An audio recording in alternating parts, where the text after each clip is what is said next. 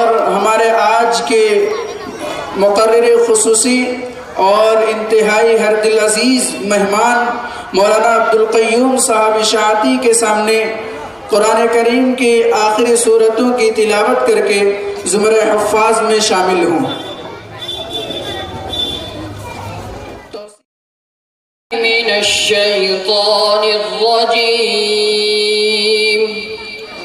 बिस्मिल्लाहिर्रहमानिर्रहीम क़ुल अऊज़ु बिरब्बिन्नास मलिकिन्नास इलाहिन्नास मिन शर्रिल वस्वासिल खन्नास الذي يوسوس في صدور الناس من الجنة والناس صدق الله العظيم. أعوذ بالله من الشيطان الرجيم. بسم الله الرحمن الرحيم. قل أعوذ برب الناس ملك الناس إله الناس من شر الوسواس الخناس الذي يوسوس في صدور الناس من الجنة والناس صدق الله العظيم. أعوذ بالله من الشيطان الرجيم. بسم الله الرحمن الرحيم. قل أعوذ برب الناس ملك الناس إله الناس من شر الوسواس الخناس الذي يوسوس في صدور الناس من الجنة والناس. بسم الله الرحمن الرحيم.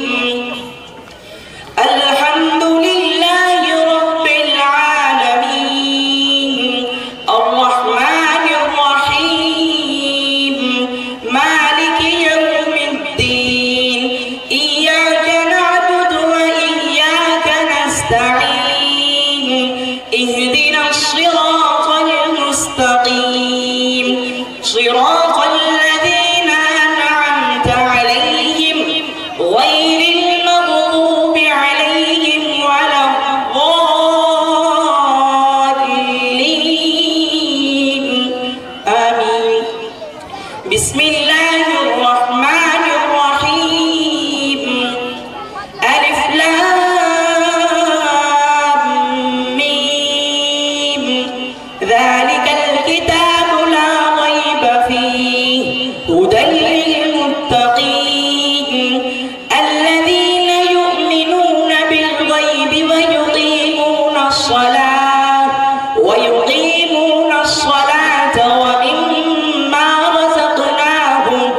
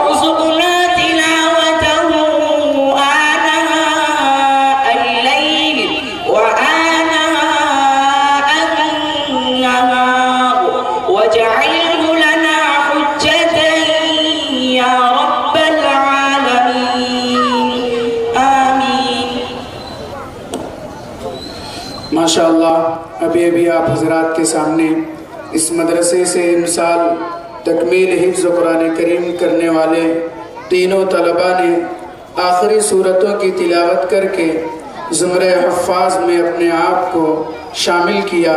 मैं बड़े ही अदब व एहतराम के साथ हमारे आज के मेहमान ख़ुसूसी और मुक़र्रिर ख़ुसूसी हज़रत मौलाना अब्दुल क़य्यूम साहब शाती से दरख्वास्त करता हूँ कि वो इन तीनों तलबा की दस्तार बंदी फरमाएँ।